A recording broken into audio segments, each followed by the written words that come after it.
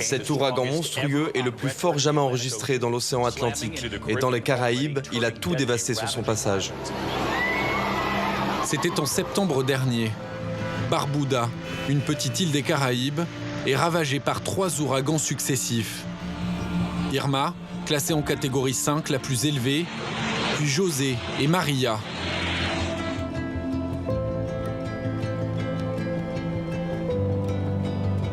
Les émissions de gaz à effet de serre, la pollution de l'air réchauffent la planète à une vitesse encore jamais atteinte dans l'histoire de l'humanité.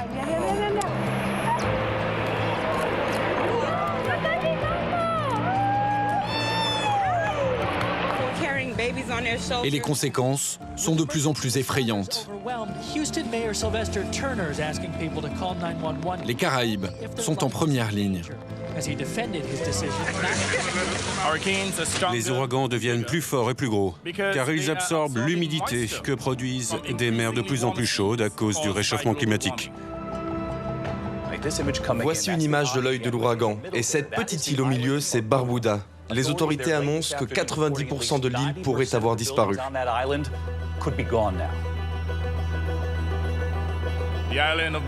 L'île de Barbuda a été décimée. Toute sa population est sans abri et ses bâtiments transformés en coquilles vides. J'étais dans ma maison et j'ai entendu un énorme bruit, comme une explosion. Nous sommes les cobayes du changement climatique. Les futures générations pourront nous prendre en exemple et apprendre comment réagir. Barbuda, ce n'est pas simplement une catastrophe naturelle, c'est une crise humanitaire qui peut ruiner notre pays. Les Barbudiens ont été contraints de fuir leur île détruite par les ouragans en série. Ils sont devenus les premiers déplacés climatiques des Caraïbes. Ils ont tout perdu, tout abandonné. 1600 personnes, réfugiées dans l'île voisine d'Antigua, déracinés, qui s'entassent dans des refuges de fortune, sans savoir quand ils pourront revenir construire leur île. Leur exemple fera-t-il prendre conscience de la fragilité de notre planète ? Les preuves du réchauffement climatique sont maintenant irréfutables.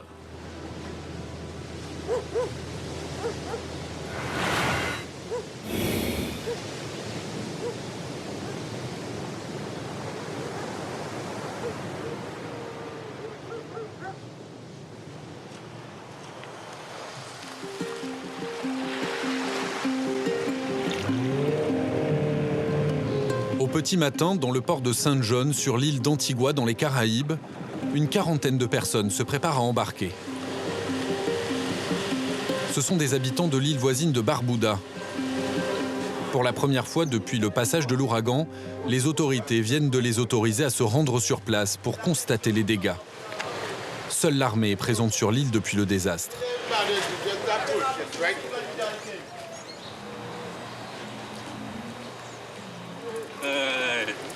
Ça fait plaisir de rentrer à la maison.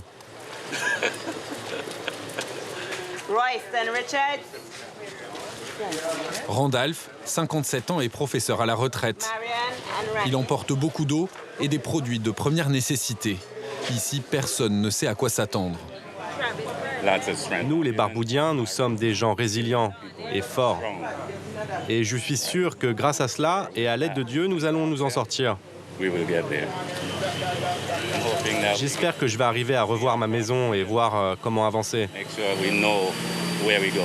Mais je m'attends au pire. Il n'y a plus d'électricité, pas d'eau courante. Mais pour la rendre potable, nous allons la faire bouillir, trouver de quoi nous débrouiller. Mais je suis sûr que ça va aller.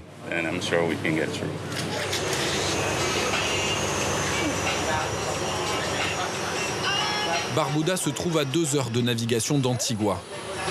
Mais tous sur ce bateau savent que plus rien ne sera comme avant. Ce sont tous des survivants Leur paradis tropical s'est transformé en enfer.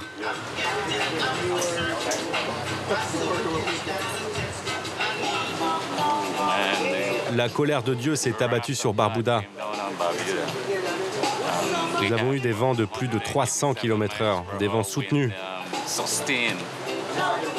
Je n'avais jamais vécu quelque chose comme ça dans ma vie. Et pourtant, j'étais là-bas en 95 quand l'ouragan Louis s'est passé. Mais ça n'était rien en comparaison avec celui-ci.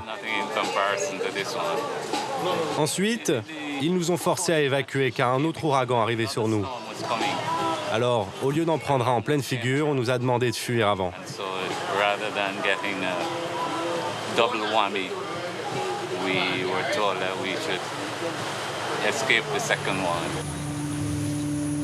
Jamais les Caraïbes n'avaient connu pareille situation. Début septembre, après Irma, l'ouragan José se rapproche de Barbuda.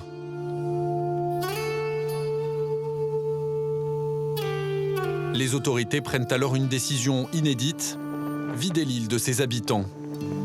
1600 personnes évacuées par avion dans l'île voisine d'Antigua.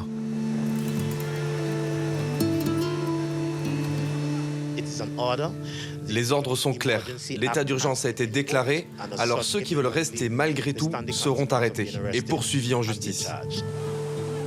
Randolph, le professeur à la retraite, est parmi eux, ici en t-shirt orange. Certains habitants ont été forcés à quitter leur maison, mais l'évacuation générale a permis de sauver la population de Barbuda. Un mois plus tard, une poignée d'habitants va tenter de faire le bilan des dégâts.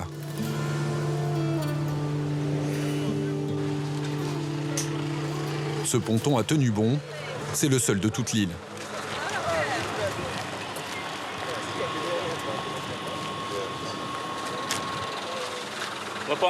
Et je peux mettre ça à l'arrière du camion?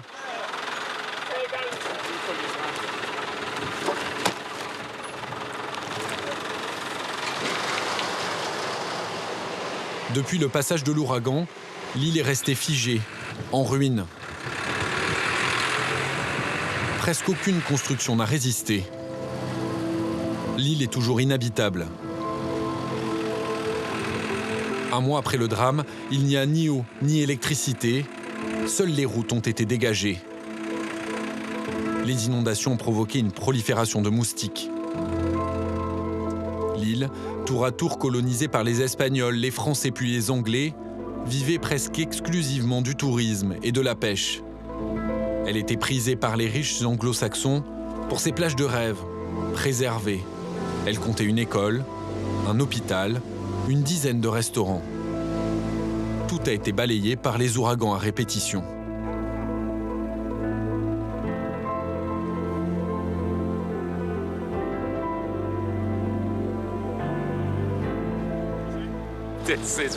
C'est incroyable qu'il n'y ait pas eu de mort lors du premier ouragan, parce que l'île est totalement dévastée.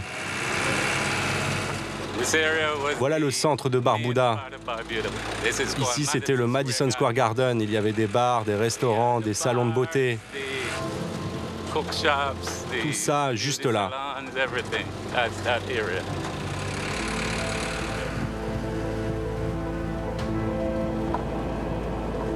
Des hôtels dévastés.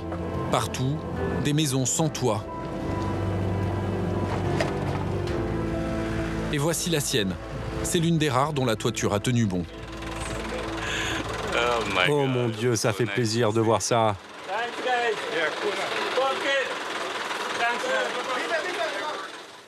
Ce poteau-là, il était là-bas et il s'est cassé. Il est venu frapper ma maison ici. Avant de quitter l'île, après le passage d'Irma, toutes les maisons ont été scellées par leurs habitants pour éviter les pillages. Tous les habitants ont été contraints d'évacuer avant l'arrivée de l'ouragan José. La vitre n'a pas tenu le coup, elle s'est brisée. Mais tout est sec.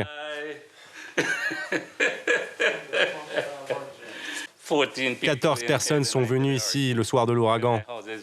Leur maison était fragile et le lendemain matin, elles avaient été détruites. Mon fils et sa femme et mes petits-enfants, ils ont tout perdu. Alors ils sont tous venus se réfugier ici.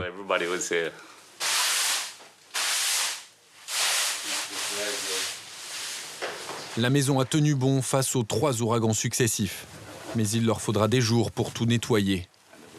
Les 2 voitures de Randolph portent les traces de la violence de l'ouragan. Au moins tout est là. Sa femme vient de se rendre compte que Barbuda risque de rester inhabitable pendant de longues semaines encore. Ça fait du bien d'être de retour chez soi. Mais on va avoir beaucoup de travail. La maison est en bazar, mais c'est chouette d'être revenu. C'est dommage de ne pas pouvoir rester sur l'île, mais on va avancer un pas après l'autre. C'est bon de revoir Barbuda. J'ai juste du mal à la reconnaître. Mais c'est Barbuda, notre maison.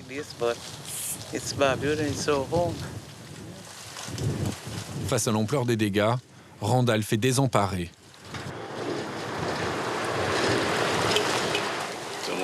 Demain, ça fera 1 mois. Mais l'île est presque restée en état. Seules les routes ont bien été nettoyées, mais il y a des débris partout. Je m'attendais à ce que la situation soit bien meilleure. Trop peu de pays sont venus à notre secours. Mais où sont les donations? Je ne vois rien.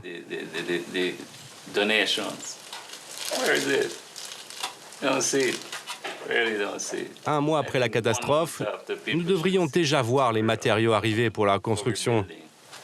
Mais je ne vois rien du tout. Et vous voulez rester à Barbuda? Moi, c'est ma maison, je vais rester ici.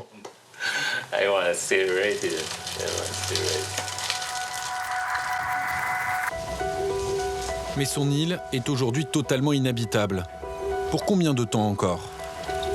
En un mois, désertée par ses habitants, elle est redevenue sauvage. Les animaux y vivent en liberté. Des centaines de chiens ont été abandonnés par leurs propriétaires. En l'absence des habitants, les pluies à répétition ont fini de ravager les maisons endommagées.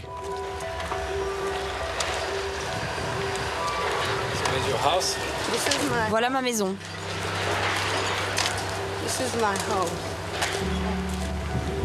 Tyren, elle, a tout perdu. Aujourd'hui, c'est son anniversaire. Elle a 73 ans. Voilà la réserve de mon magasin. Tout est gâché. Je vendais de tout, même des habits, des uniformes d'écoliers. De tout.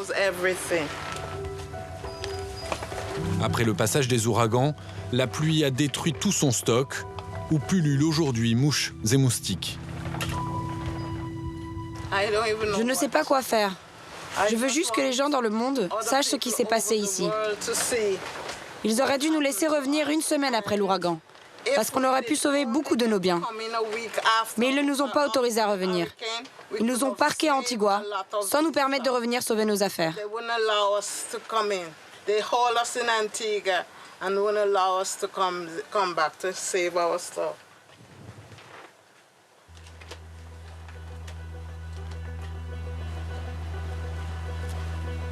Cela ne fait que quelques jours que les autorités disent avoir dégagé les routes.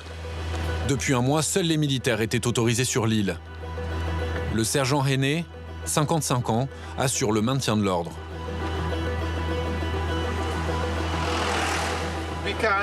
Je ne peux même pas imaginer la souffrance de ces gens, leur douleur. En fait, ce sont des réfugiés climatiques maintenant, chef. Exactement, alors il faut penser efficace. Bien sûr que je suis triste. Je me sens impuissant, ne pas pouvoir les aider davantage, alors qu'ils ont perdu le peu qu'ils avaient.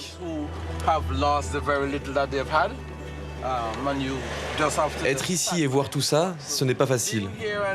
Mais au moins, je peux tenter de les aider, ça me donne de l'espoir qu'au moins quelque chose est fait. Et les gens ont hâte que les choses s'améliorent.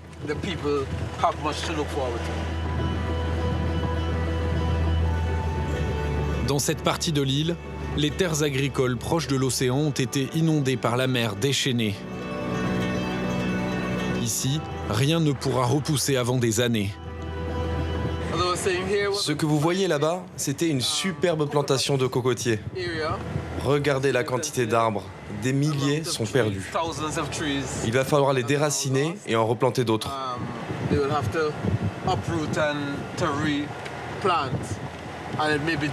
Et ce sera difficile, car à cause de la quantité de sel apporté par la mer, la zone est devenue très compliquée à cultiver.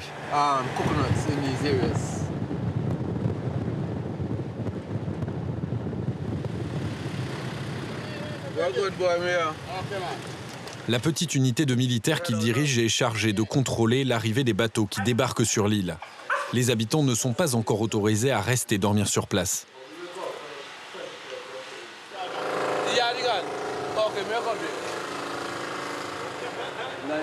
Combien de passagers sur le bateau? J'en ai compté 94. Nous avons une petite équipe médicale, mais qui ne peut donner que les premiers soins. Nous n'avons rien pour les personnes qui pourraient avoir un problème de santé ici, à cause d'un simple diabète ou un souci cardiovasculaire. Alors nous avons fait savoir aux habitants qui veulent venir sur l'île que nous allons vérifier qu'ils repartent bien le même jour à Antigua, là où il y a un véritable hôpital.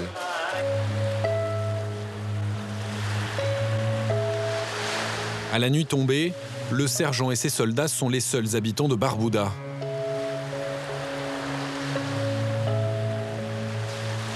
Une quinzaine de personnes, isolées du monde. Une petite communauté autonome qui se serre les coudes.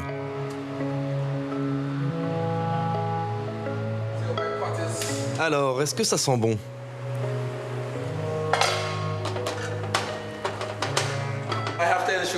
Ce soir, c'est moi qui cuisine. Mais je vais d'abord goûter avant de le donner à la troupe. On verra s'ils aiment. C'est notre manière de survivre ici.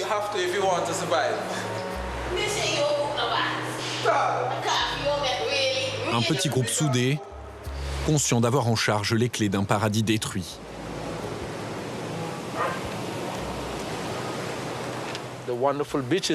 Nous avions les plus belles plages, vous savez.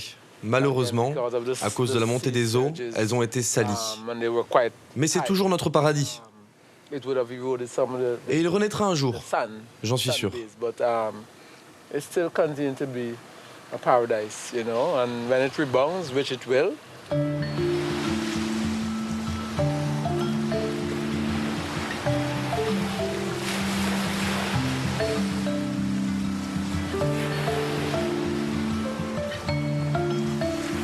Il est 6h30 le lendemain matin, lorsque le sergent Heney se rend à l'aérodrome de Barbuda. La piste est très courte, la tour de contrôle est hors service. L'île ne dispose pas de radio pour prévenir le pilote, ni le guider. Le sergent est chargé de veiller à l'atterrissage périlleux de cet appareil.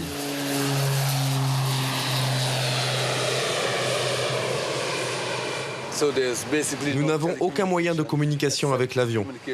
Alors notre présence ici est nécessaire pour assurer la sécurité de tout le monde.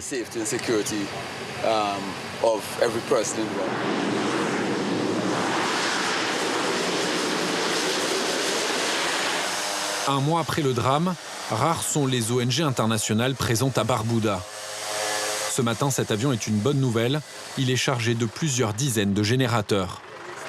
Le vol est affrété par Samaritan Purse, une association caritative américaine, la seule à disposer d'un avion de cette taille. Oh, there's a crab. Attack! Attack crab! Don't pilot. Forward.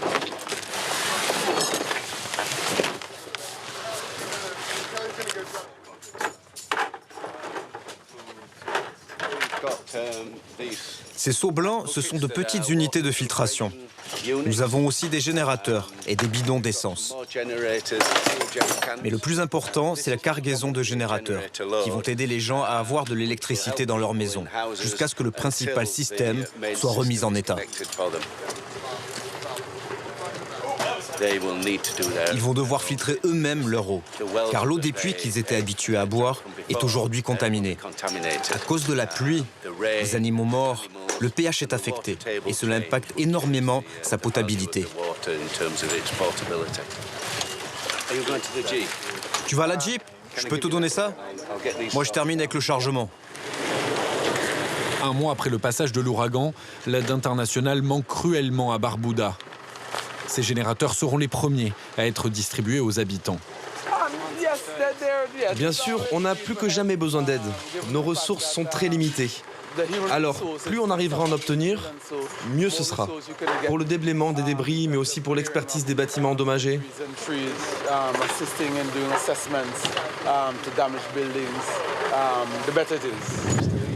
Personne ne veut repartir avec moi?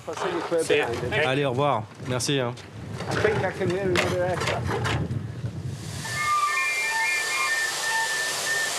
Pas de personnel non plus pour les manœuvres de décollage. À Barbuda aujourd'hui, il faut savoir tout faire soi-même.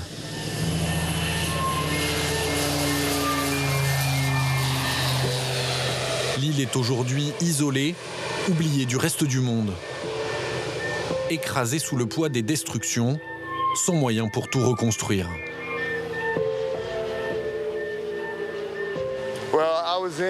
J'étais déployé dans le Mississippi au moment de l'ouragan Katrina.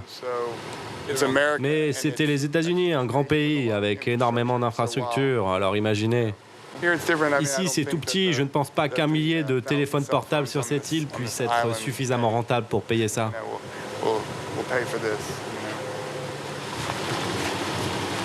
Barbuda est la grande oubliée des Caraïbes. Pas de réseau téléphonique à attendre avant des semaines, ni d'électricité. Alors les quelques habitants présents sur l'île sont venus aux nouvelles. Nous retrouvons Tyren qui a fêté ses 73 ans hier. Elle est venue chercher son cadeau d'anniversaire, un générateur pour sa maison. Esther, sa voisine, elle aussi veut tenter de s'installer durablement. Nous avons seulement réussi à sauver le matériel électroménager. Le reste est foutu. Je suis vraiment désolé. C'est un désastre.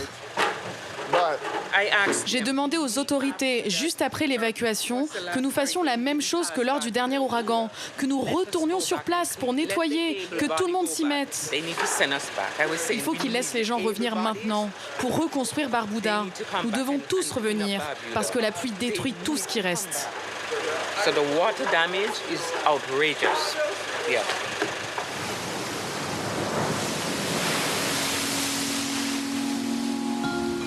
Dans combien de temps les habitants de Barbuda pourront-ils revenir chez eux? Ils ont tous été déplacés à Antigua. Les deux îles voisines forment un même État. Antigua a été épargnée par le cyclone. Elle vit elle aussi du tourisme avec ses plages de rêve. La saison va bientôt commencer. Les vacanciers vont affluer du monde entier pour profiter de ces charmes tropicaux. À Saint John, la capitale, la tragédie de Barbuda est silencieuse. Elle ne se voit pas. Après le drame, un vaste mouvement de solidarité s'est organisé pour venir en aide aux réfugiés. Les Barboudiens qui n'ont pas été accueillis chez un proche ont été logés dans le stade municipal.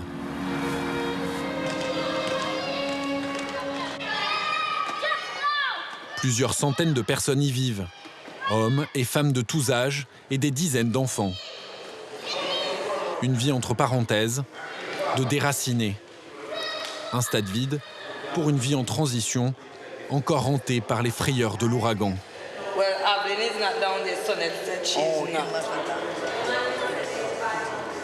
Dans le stade, les vestiaires ont été transformés en dortoirs.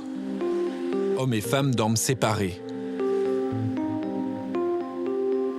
Au fil des semaines, les réfugiés se sont organisés, chacun avec des tâches précises. Propreté, approvisionnement, cuisine. Sonnette prépare les repas du midi depuis un mois. À 22 ans, elle espérait entrer à l'université pour devenir infirmière. L'ouragan a bouleversé ses projets. Je suis contente de travailler un peu. Nous sommes sains et saufs. Maintenant, je suis prête à tout affronter. Peu importe ce qu'il va arriver.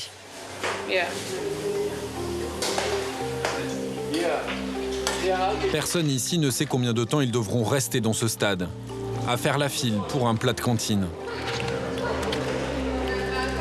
Sur les visages des évacués de Barbuda, beaucoup de lassitude.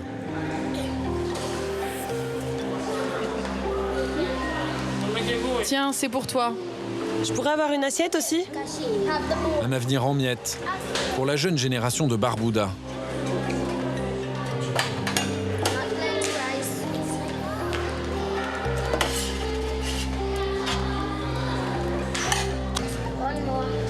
pour moi, s'il vous plaît. Yunik et Hakim, 9 et 8 ans, sont frères et sœurs. Les vêtements qu'ils portent proviennent de donations. Mon cartable me manque. Et mes jolis livres et mes chaussures. Moi, mon île me manque. Ma maison, mes habits aussi, mes chaussures. Mais surtout ma télévision aussi. Hein. On avait une télé avec un énorme écran. Mais tout a été détruit. Des enfants durablement marqués par le passage des ouragans. Il y a un truc qui a volé comme ça. Nous avons dû fuir parce que notre toit allait s'envoler. Nous sommes allés nous réfugier dans une maison en briques. Et là, à la fenêtre, j'ai vu notre maison. Et je crois que notre toit a tenu. Oui, il a bien tenu. Yunik et ses amis font partie de la première génération de déplacés climatiques à grandir en exil, avec pour maison un stade de cricket et des tribunes comme salle à manger. Les Barboudiens s'entassent dans les couloirs, transformés en territoire de jeu par les enfants. Mais après un mois ici, les adultes supportent de moins en moins cet enfermement. Voilà où vivent Marianne et ses 4 enfants. Dans ce petit vestiaire transformé en dortoir, où se serrent 13 personnes, 5 adultes et 8 enfants. Je ne supporte plus cette situation. Si seulement je pouvais avoir un autre endroit où aller, pour sortir d'ici, aller ailleurs. Ici, en plus, il y a beaucoup de gens qui volent nos affaires, vous savez.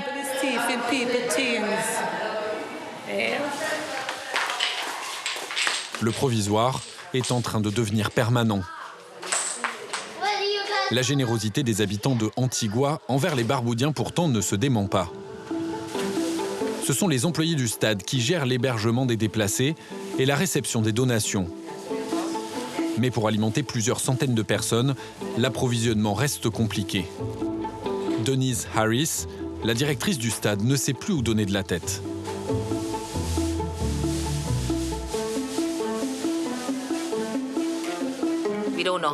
Nous ne savons pas combien de temps cela va durer, mais peu importe. Ce que nous voulons, c'est qu'ils se sentent à leur aise, sans stress.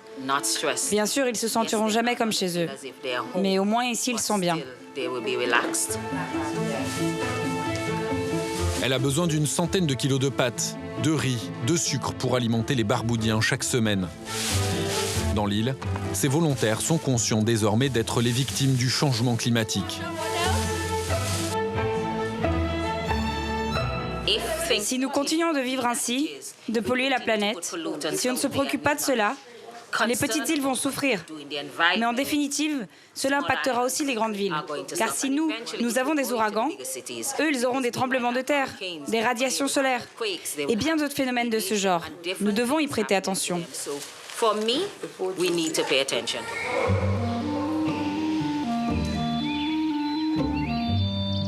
Les jours passent et dans le stade, tous les matins, Taylor suit toujours la même routine. Un café pour son épouse, encore endormie dans le dortoir qu'il partage avec 10 autres personnes. Et après le café, l'attente sur les gradins, interminable. Taylor est menuisier, il a 52 ans.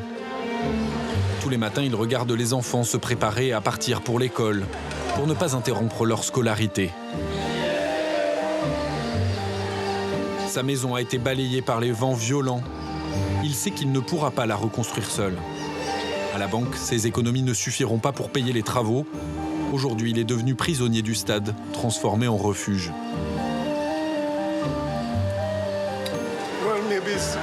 C'est la liberté que nous avions qui me manque le plus. Quand nous habitions là-bas, je me sentais en paix.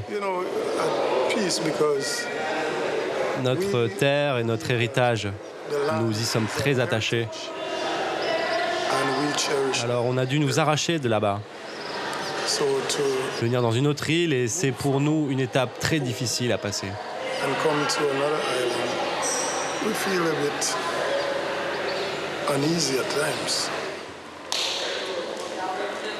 La jeune génération de Barbuda, elle, ne se laisse pas envahir par la nostalgie.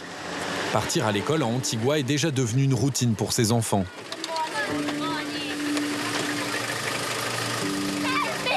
Tu préfères être ici ou à Barbuda, toi?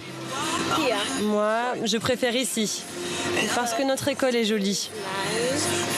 Et j'avais toujours rêvé de venir à Antigua.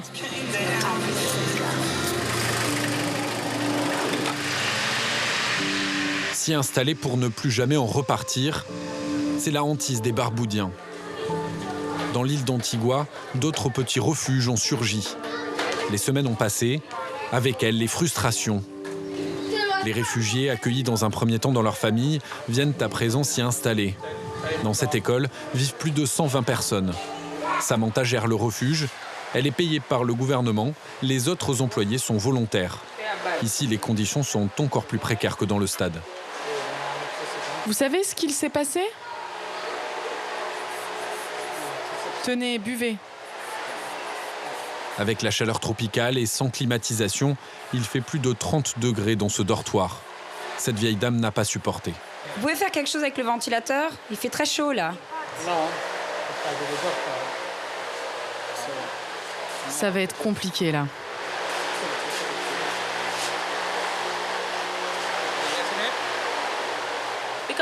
À cause de son âge, elle est susceptible d'attraper plein de maladies ici. C'est une gastroentérite, n'importe quel virus contagieux. Mais il me semble que là, c'est simplement un malaise à cause de la chaleur. Il fait très chaud, c'est humide. Nous lui avons donné quelque chose de frais à boire et avec quelque chose à manger, elle va aller beaucoup mieux, j'espère.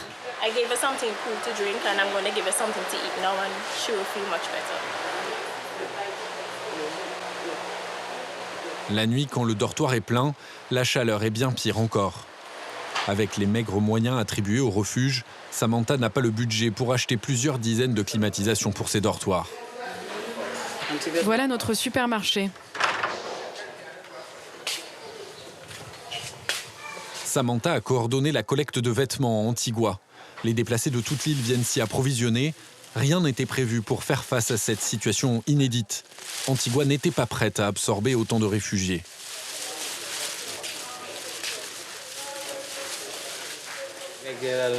Je crois que ma vie d'avant est terminée. À cause des ouragans et du changement climatique? Évidemment, oui. Et tout le reste. Nous allons devoir affronter bien pire. Cet ouragan, il était énorme. Je n'avais jamais vu un ouragan d'une telle force de toute ma vie. Maintenant, nous devons en supporter les conséquences.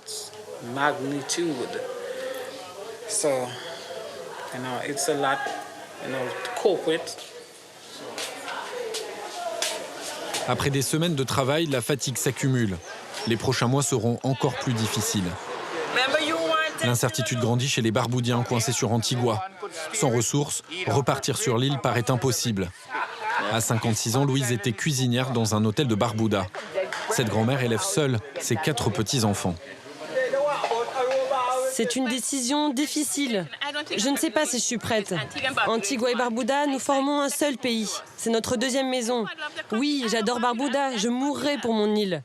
Mais dans cette situation, certains peuvent bien tenter d'y aller. Mais moi, je ne peux pas tant que ma maison n'est pas réparée, avec l'eau courante et l'électricité. C'est normal, non?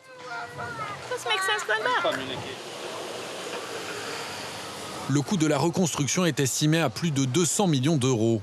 Plus d'un quart de la richesse annuelle de ce petit État insulaire. Une somme astronomique, impossible à financer. Antigua n'est pas riche, elle n'a pas les moyens de payer seule. Sa population ne compte que 100 000 habitants, aux faibles revenus. Ils vivent eux aussi dans des conditions précaires.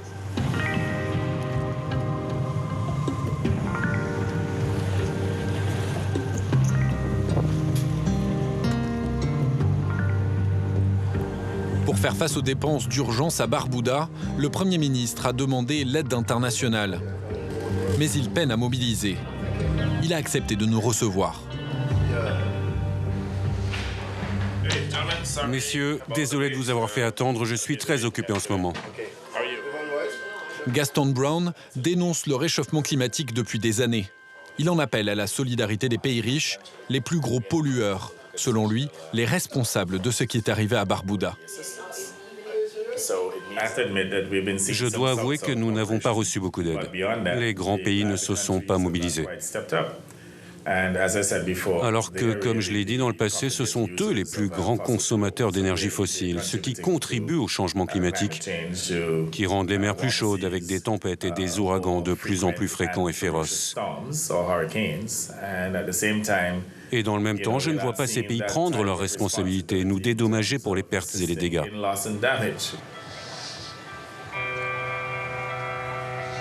Alors combien de temps prendra la reconstruction de Barbuda?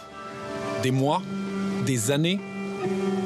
La solidarité s'organise avec de modestes moyens.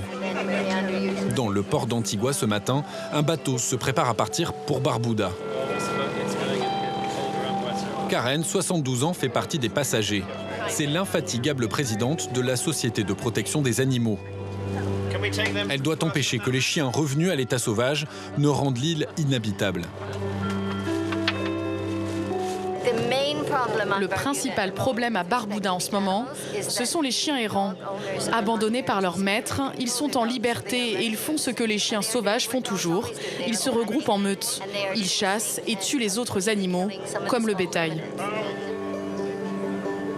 Avec elle ce matin, Kevin, un vétérinaire anglais, accompagné par une équipe de spécialistes envoyés par l'ONG Donkey Sanctuary.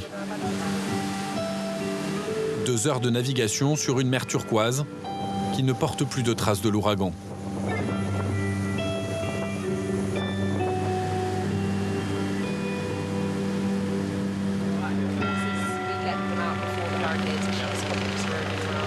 L'équipe est chargée d'isoler les chiens malades ou agressifs et de les rapporter à Antigua pour être soignés. Karen attend aussi du matériel pour construire des chenils. Sur l'île, de très nombreux chiens vivent aujourd'hui en liberté et risquent de contaminer les humains. Kevin, le vétérinaire, sait comment les amadouer pour pouvoir les examiner. Qu'est-ce que vous vérifiez là? Je regarde leur gueule pour connaître leur état de santé. C'est une procédure élémentaire. Ces chiens sont très bien éduqués. Ils sont très doux. Le problème ici, ce sont les meutes de chiens.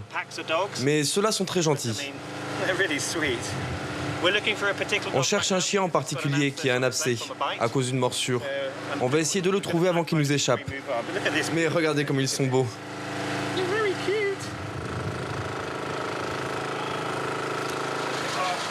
Un à un, les chiens blessés passent sur la table. Celui-ci a 6 mois à peine. Sa mâchoire est gravement infectée, mais Kevin a apporté d'Angleterre de quoi tenir quelques jours en médicaments.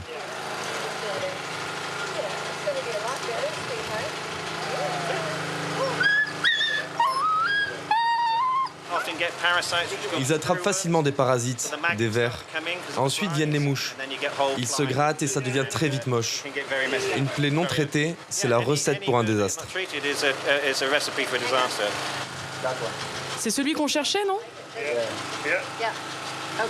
Oui, c'est celui-là. Allez, on embarque, vite.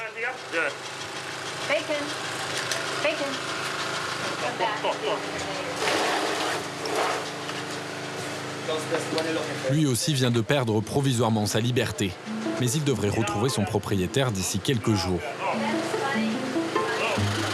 L'équipe qui accompagne Kevin, le vétérinaire, est chargée d'évaluer l'état de l'aérodrome, rendu impraticable lui aussi à cause des animaux errants.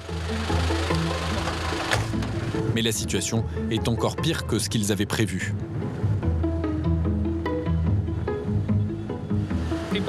Les gens vont revenir pour se rendre compte qu'il ne reste rien de leur maison. On ne sait pas par quoi commencer. C'est le problème. Je ne vois pas par où commencer. En tout cas, si l'on arrive à remettre en état la barrière qui protège l'aéroport, alors au moins les avions et les hélicoptères pourront se poser en toute sécurité. Ce sera un début. L'aérodrome est toujours dans le même état. Des troupes de mules circulent librement sur la piste. Barbuda en compte plus de 2000. L'équipe doit évaluer le plus rapidement possible comment isoler la piste de ces animaux sauvages.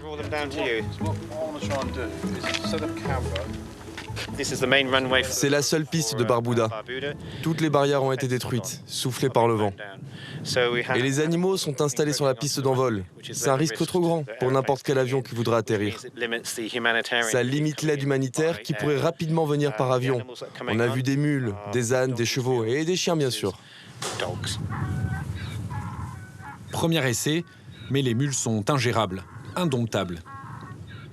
Et les abords de la piste sont encore inondés, impraticables pour un véhicule. Mais John, ancien soldat de l'armée britannique, est optimiste. Je pense que l'on va pouvoir au moins redresser ces barrières qui ont été couchées par le vent. On devrait arriver à isoler au moins cette zone et éloigner les animaux temporairement, le temps de réparer le reste.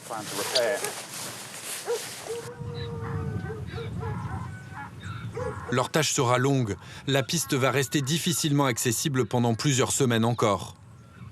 Pourtant, il y a urgence. Plus le temps passe, plus l'île se détériore.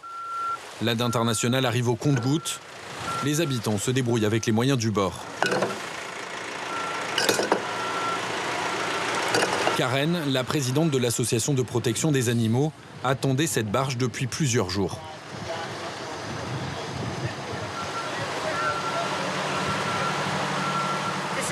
Ce sont les derniers matériaux dont j'avais besoin.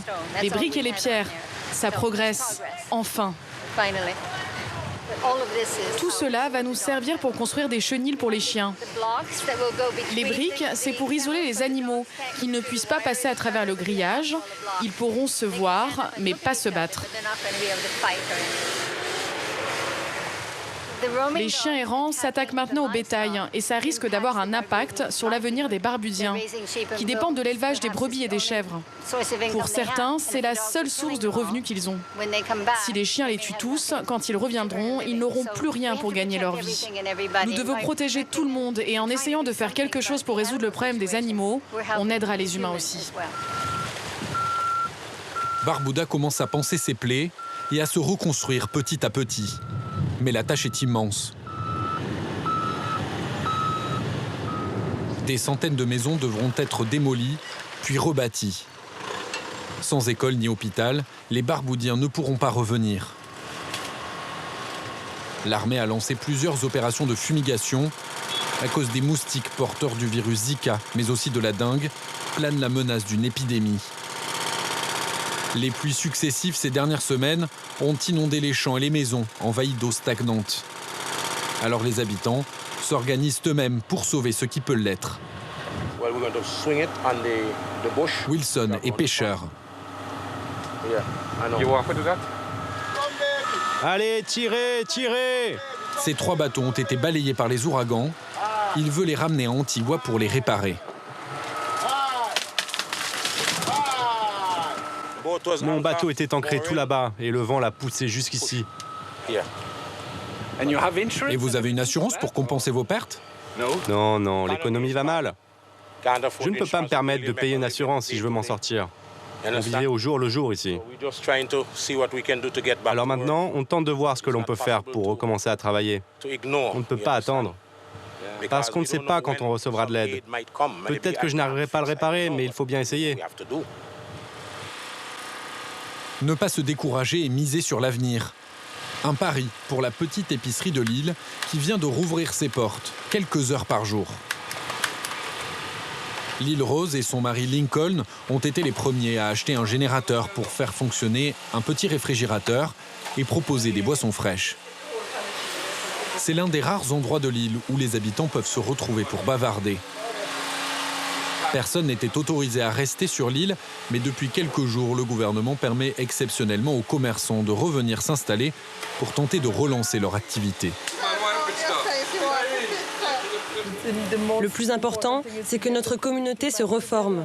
Mais quand on dit que l'on veut revenir sur l'île, les autorités nous disent « d'accord, mais à vos propres risques ». Donc les gens ne reviennent pas. Je vais garder mon magasin ouvert pour encourager les gens à revenir à Barbuda. Les habitants ne veulent pas revenir, car il n'y a rien ici. Barbuda est ravagé. Mais si on encourage les gens, on reconstruira Barbuda. Nous avons besoin d'aide. Si aucune aide ne vient, on n'y arrivera pas.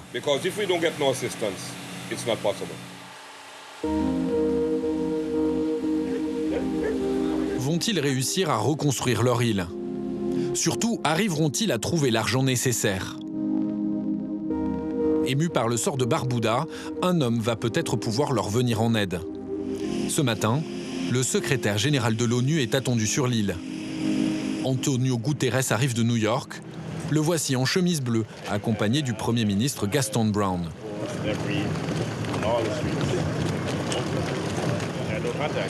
Juste après l'ouragan, nous avons perdu contact avec l'île. Et vous savez, je suis venu la survoler en hélicoptère et quand j'ai vu les dégâts, je n'en ai pas cru mes yeux. L'ancien ministre portugais, aujourd'hui chef de la diplomatie onusienne, est un fervent critique du changement climatique. Comment allez-vous, monsieur?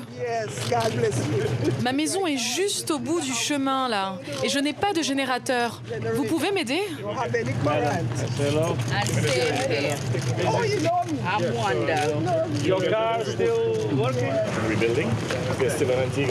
Ils habitent tous à Antigua maintenant. Quand votre toit s'est envolé, où vous êtes-vous réfugié? Moi, je suis resté dans ma maison. Parfois, certains se sont aussi réfugiés chez leurs voisins.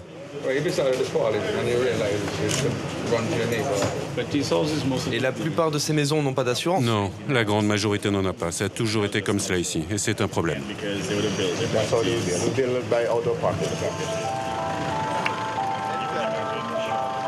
Après une demi-heure de visite sous 35 degrés, départ pour Antigua.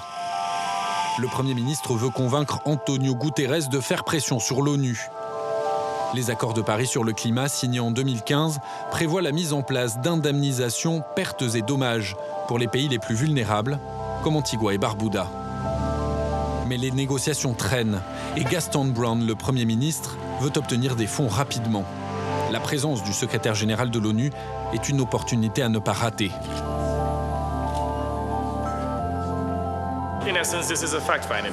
Ce n'est qu'une mission exploratoire. Je ne pense pas qu'il soit venu pour signer un chèque. Mais c'est important d'avoir une voix forte pour parler en notre faveur, rendre les gens conscients de notre tragédie. Et aussi, j'espère nous mettre en contact avec les bonnes personnes pour tenter de mobiliser et obtenir le soutien de la communauté internationale. Les conséquences dramatiques du changement climatique, c'est le cheval de bataille du secrétaire général des Nations Unies. C'est pour cette raison qu'il a choisi de se rendre à Barbuda, sans imaginer ce qu'il allait y trouver. Je viens d'être témoin d'un niveau de dévastation que je n'avais jamais vu dans ma vie. J'étais dans des régions ravagées par des conflits. Dans mon pays, j'ai assisté à des tremblements de terre, des tempêtes. Mais je n'ai jamais vu de telle destruction comme à Barbuda. Le lien entre le changement climatique et les dévastations que nous observons est clair. Et il y a une responsabilité collective de la communauté internationale pour stopper ces modes de développement suicidaires. Nous avons besoin d'un engagement fort de la communauté internationale pour arriver à dominer le changement climatique et ainsi éviter ces désastres dramatiques à répétition qui seront encore plus dramatiques à l'avenir.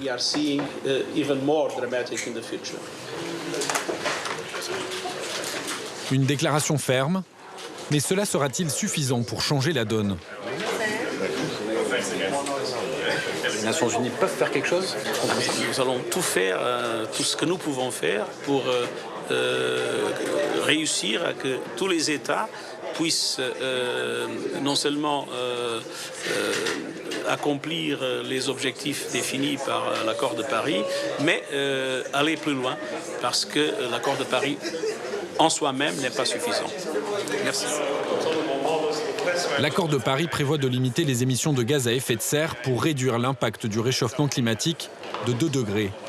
Certainement pas suffisant pour protéger les îles comme Barbuda des prochains ouragans, ni pour financer sa reconstruction.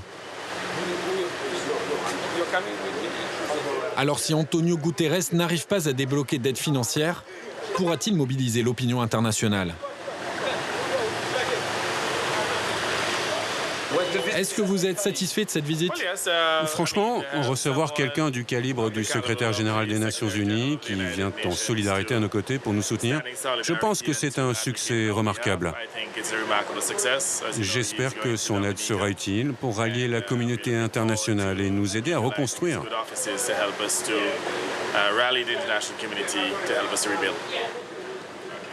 Quand Barbuda recevra-t-elle enfin de l'aide?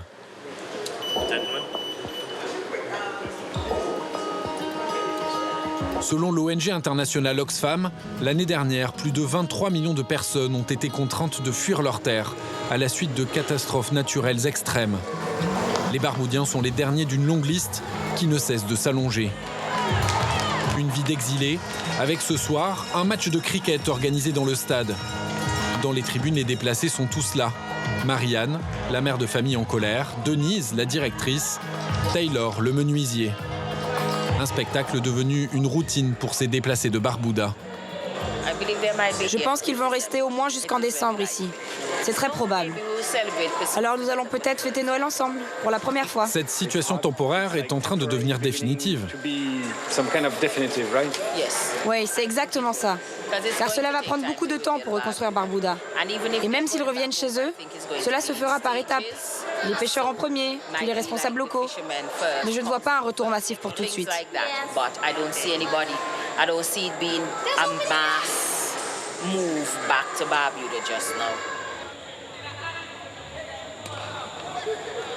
Sur la pelouse, le match continue, les points s'enchaînent, mais les Barboudiens n'ont pas le cœur à la compétition ce soir. Un jour viendra, tout cela nous rendra plus forts. Aujourd'hui, nous devons être forts pour endurer ces semaines, ces mois, loin de chez nous, dans un refuge, dans des conditions que nous n'avions jamais vécues avant. Mais je crois que tout cela nous rendra plus forts encore. Un sourire pour effacer le doute, la peur de ne jamais revenir sur Barbuda. L'île fantôme, désertée de ses habitants, aujourd'hui perdue, loin de chez eux. Ils le savent, les ouragans vont se répéter. En raison du réchauffement climatique, ils vont devenir plus fréquents et encore plus violents dans les Caraïbes.